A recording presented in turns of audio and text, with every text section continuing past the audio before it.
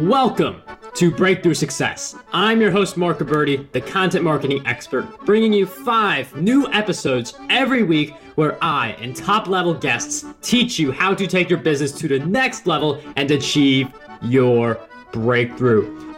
Hello, Breakthrough Success listeners. I just wanted you all to know before the episode actually starts, I've been working a little bit behind the scenes to give you something really special. So a while ago, I wrote my book, Content Marketing Secrets, which helps people create, promote, and optimize their content for growth and revenue.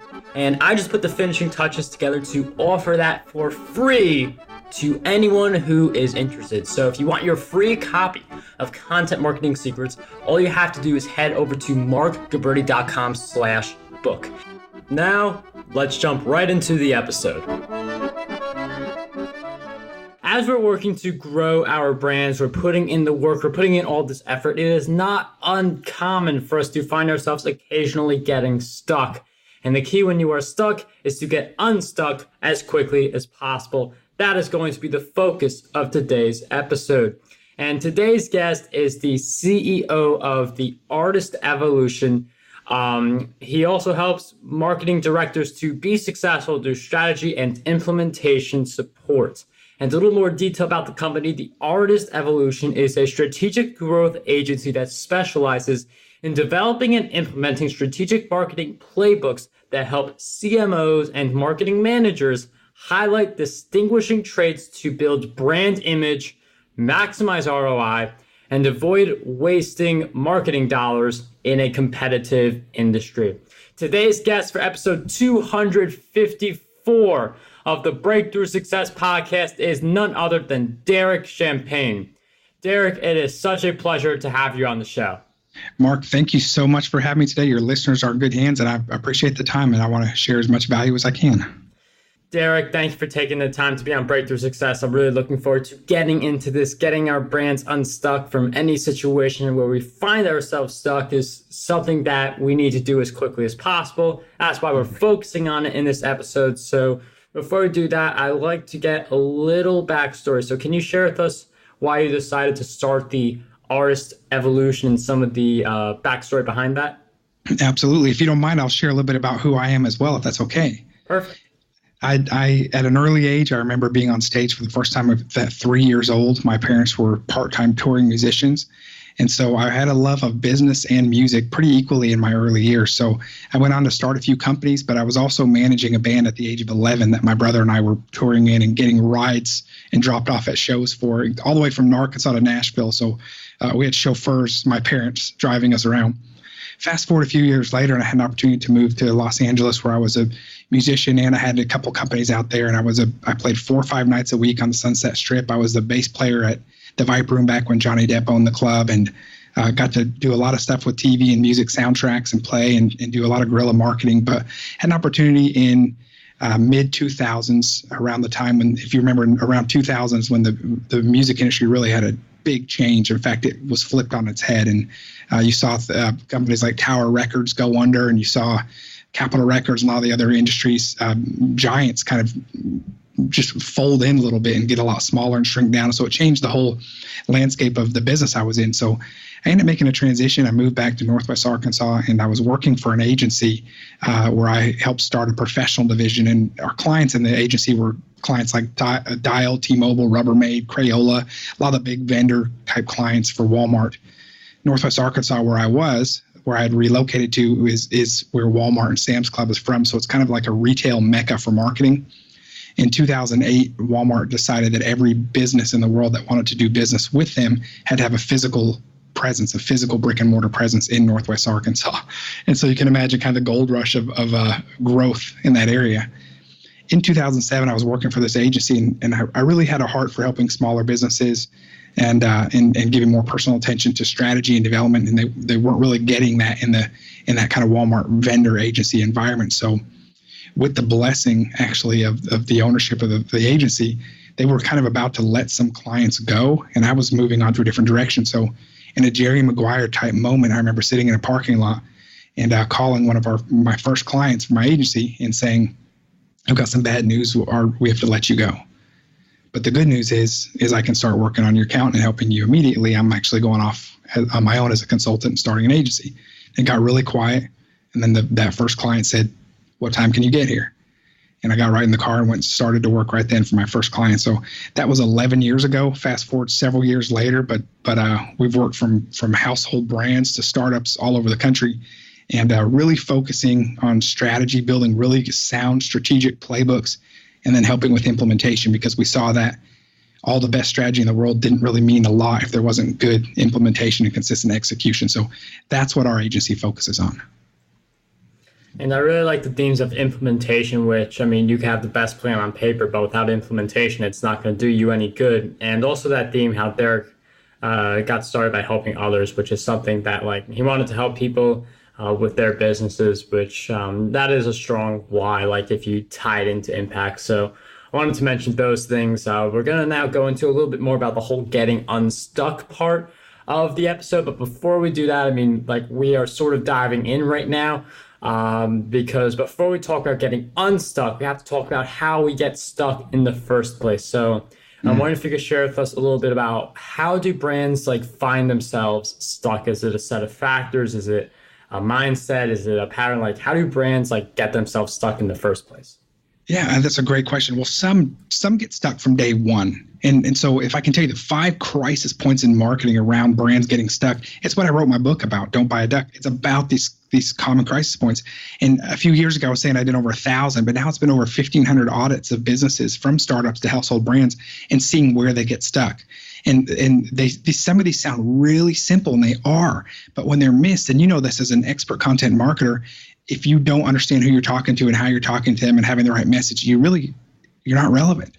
And so brands get stuck because they don't always understand who they are. So let me talk about that first. It's what I call the brand's Bermuda Triangle, because it's this kind of lost, not sure what we're about, not sure who we're really trying to reach, not sure and understanding our competition. So the first thing is understanding who you are. Who am I? As a business, as a product, what do I want to be known for? What's the framework if I look at my business? What do I want people saying about me? What are the moods and the emotions and the adjectives and the phrases? When I look back a few years down the road, what do I want the experience to be? Who am I? What makes me unique? What is my unique selling or my unique value proposition? Do I really know what that is? And we've worked with a ton of dental campaigns around the country. And if I hear one more dentist in a commercial say that they have a warm, inviting environment, or that they have a friendly staff, or that they have a clean sterilization room. Imagine that. I've heard that advertised. We have a clean sterilization room. Well, you better. It's a sterilization room. That's not enough. That doesn't differentiate your brand. What is it that makes you different? And as part of understanding who you are in that brand's Bermuda Triangle, we also want to encourage business owners to also look at their competition, not to copy them. We're not saying you should copy your competition ever. But we want you to understand the entire landscape of your industry. What does it look like? What are your competitors doing? What are they saying? How are they trying to stand out? How are people responding to them? What are they doing with press releases? What are they doing with their ad spend? What are they doing with their SEO, with their promotional offers? What kind of reviews and testimonials are they getting? All of those things. We encourage small business owners, if they've never done it, to actually just kind of be like a nosy girlfriend, a nosy boyfriend, someone that's snooping to see what's going on. Be nosy, snoop, get everything you can find on your competition. Stick it in a Word document. I don't care, but get it all in one place so you can start to see, oh, this is what the landscape of my competition looks like. So now I can see where I can even stand out, where my voice will cut through the clutter, where I can stay top of mind, tip of tongue, where I can offer something that is different. And so we encourage that first one, who am I?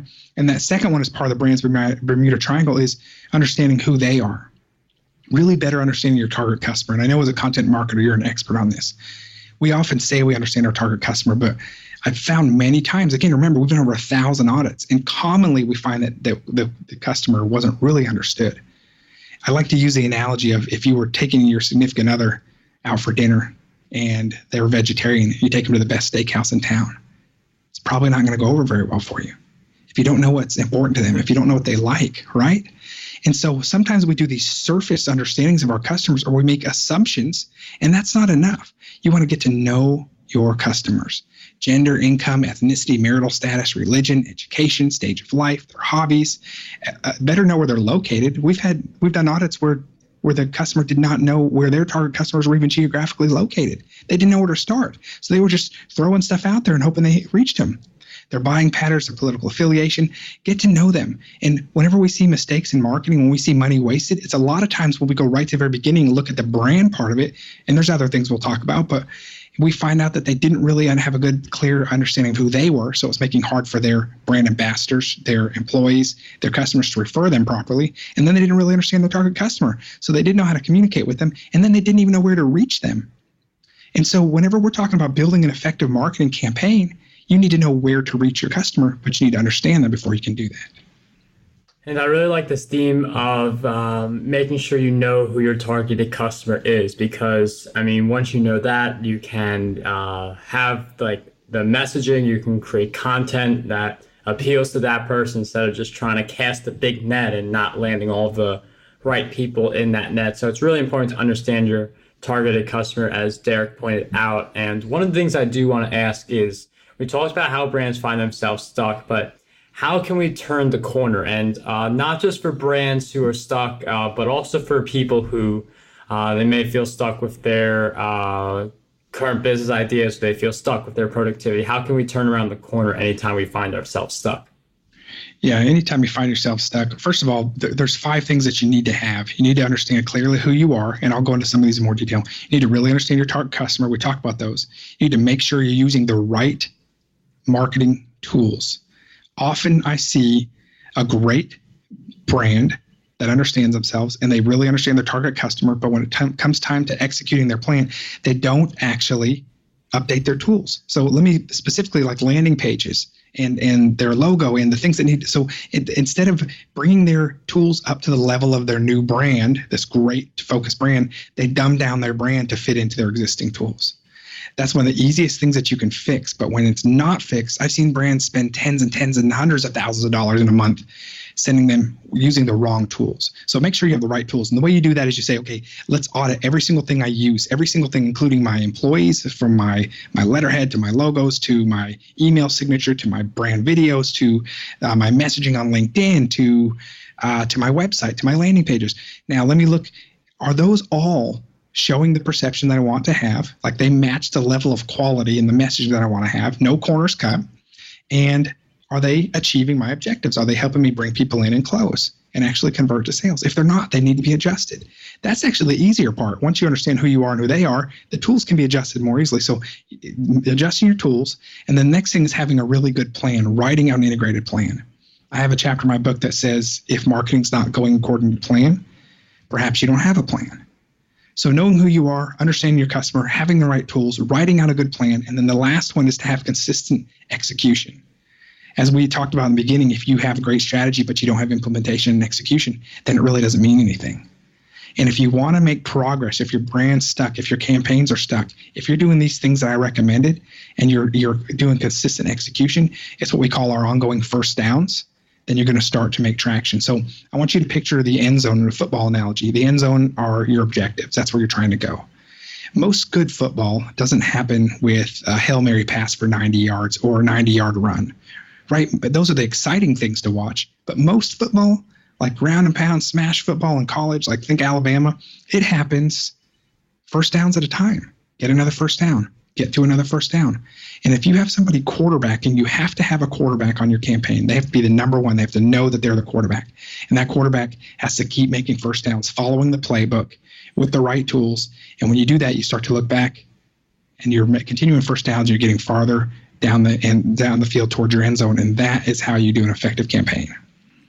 And you mentioned like having someone in charge, doing an effective campaign. The theme there that I see is having a strategy in play and then making the implementation happen. So I'm wondering if you could share with us what goes into an effective marketing plan and how you would go about implementing that plan.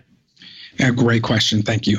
I like to see campaigns in 3 categories. And keep in mind, our agency, we work with a lot of, our target are CMOs and marketing directors. So those are really savvy marketers who need to see things built out properly. You can't just bring a lazy plan in. It's got to be great and executable, right? I mean, they are critical, rightfully so. And so to arm a marketing manager or CMO, we like to show them 3 categories in a campaign, okay? And we build pretty sophisticated campaigns, but let's simplify this. I like there to be 3 buckets. Picture your campaign, it's got 3 buckets in it. The bucket on the left is all about new customer acquisition. Everything you do here, every strategy you do here is all geared towards, is this going to bring a new customer in? If I put $1 in, what's my return? What's my cost of bringing that customer in? Whether that's your AdWords, whether that's your Facebook campaign, whatever those things are, whether it's an e-blast, whether it's a direct mail campaign, everything I'm doing here needs to have $1 return for it that I'm measuring against. That's important. The second bucket that we have is our internal marketing. This one is equally, I dare say, more important actually, because depending on the industry that you're in, you might have a finite number of customers that you can even outreach to. So if you're always trying to burn through and get new customer, but you don't take care of them internally, you are going to burn through your brand reputation and through even the customers that you can outreach to. So it's really important that you don't have holes in that bucket and that you're taking care of them. So the internal, that middle bucket, is all about cross-pollination of services because your customers are more likely to buy from you. It's building partnerships, it's retention programs, it's referral programs, it's empowering your staff, it's offering BOGO and special discounts and offers and incentives and loyalty. That is a very important category. So we have our external bucket, we have our internal bucket, and then the other side, that last bucket, is what I call our blue skies or our goodwill bucket. And the reason I put this one in here is because we've seen businesses not want to get behind this one before, but it's really important. If you're building market share, I build a lot of campaigns that are about building market share and loyalty and brand loyalty over time. This bucket over here is, how are you rolling up your sleeves and being involved in your target communities? What are you doing to break bread and be their neighbor from a nonprofit standpoint to actually showing up in the community?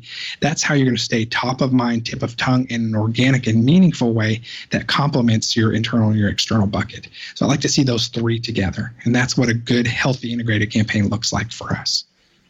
And I really like the idea of those 3 buckets being a big part of the strategy that you create for growing your brand, boosting your presence.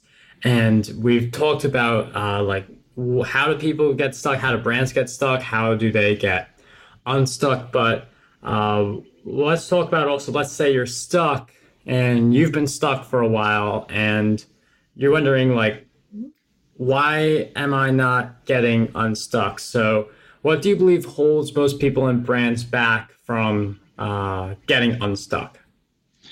A lot of times it's either, I say there's a couple types of marketers.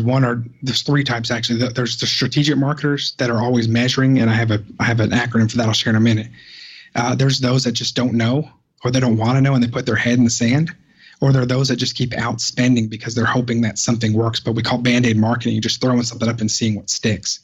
You really want to be on the strategy side. So whenever a brand is willing to look internally at the 5 points we talked about, that usually unsticks a brand. It usually does. Understanding them, the target customer, the tools, the plan, and having the right team doing execution consistently. Otherwise, we see the biggest challenge we usually see is that there's not consistent execution. Here's what I recommend for implementation. We have an acronym that we developed for the book called PETMAG, P-E-T-M-A-G. And that stands for plan, have your plan, execute, track, measure, adjust, grow. That implies that we always expect there to be a measuring phase. So when we're doing that, we're already constantly evaluating. See, the brand you told me about is someone that's not sure how to get unstuck. Well, they need to look. They need to be looking and evaluating. So if you've got a good plan, you're executing, you're tracking, you're measuring, you adjust, and you grow. And we follow that 6-phase cycle to keep brands from getting stuck. Or if they start following that phase, that helps them get unstuck. Another recommendation I want to make is often actually, think about when you log into Facebook or LinkedIn. It seems like almost every time we log in, there's a new magic snake oil or a new magic solution that says, this is how you're going to get X number of customers overnight. This is how we did it. I'm not saying that there's not great new technologies and resources available, but oftentimes you'll try those and you get disappointed. It's really more about being methodical and having a plan that you're following, and then you can see if those shiny objects actually fit in with your plan or not. But to expect to come in and find that magic solution that is that one silver bullet, it doesn't always happen. So understanding long-term that you need an integrated strategy, that type of thinking is helpful. I also recommend that marketers are strategic and not emotional. It's hard not to be emotional when you're spending your money, especially if you're a small business owner doing it. But if you think of Maslow's hierarchy of needs, if you think of that triangle, The bottom of the triangle is the physiological needs. That's like breathing, food, water, shelter, clothing, sleep. That all served us well during the caveman, cavewoman days whenever you had to survive. But as a smart marketer and decision maker, you want to be acting from the top of the pyramid, which is morality, creativity, spontaneity, acceptance, experience, purpose, meaning, and inner potential. And that top of the pyramid thinking allows you to be more strategic, follow the PETMAG principles, and not let emotion rule the day when you're making decisions and you're evaluating.